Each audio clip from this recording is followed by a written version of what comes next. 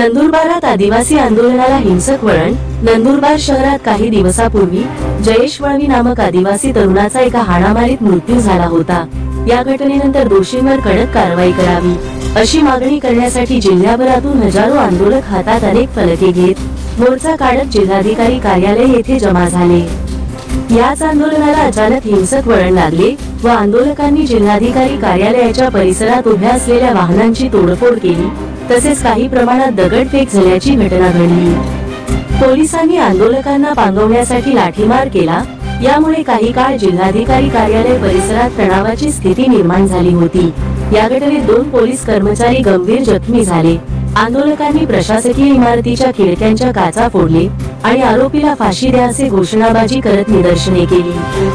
आक्रमक जमावाला पंगावण्यासाठी पोलिसांकडून अश्रुधुराच्या नळकंड्या फोडण्यात आल्या।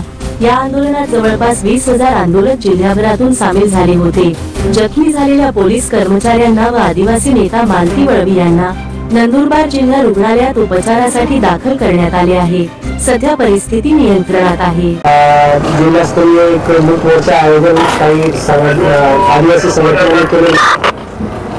त्या मोर्चामध्ये जे काही चार्जर मुलं होते आणि काही असामाजिक तत्व होते, त्यांनी निवेदन दिल्यानंतर जे शासकीय कार्यालयाचे प्रमायसिस मधली जे काही जागा होती ते तोडफोड करण्याचा प्रयत्न केला।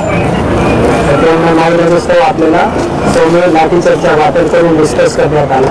त्यानंतर जे रिटर्निंग क्राऊड होती त्यांनी दगडफेक केली आणि त्यांना सुद्धा ते डिस्कस करण्यात आला। शहरामध्ये सध्या शांतता आहे आणि पोलीस प्रक्रिया सुरू आहे।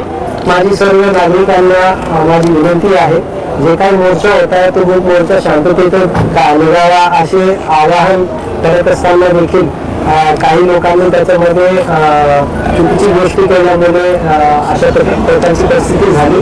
तर सर्व नागरिकांना माझी आवाहन आहे, पोलीस प्रशासनाने त्या तपासामध्ये सुद्धा काम केलेले आहे। आता सुद्धा पोलीस प्रशासन सर्व जे काही परिस्थिती आहे त्याला हाताळत आहे। कोणी अफवावर विश्वास ठेवू नये आणि कुठल्याही प्रकारची गैरकायदेशीर गोष्टी किंवा कायदा हातात घेऊन अशा प्रकारची कृती करू नये, अन्यथा त्यांच्यावर कडक कारवाई करण्यात येईल।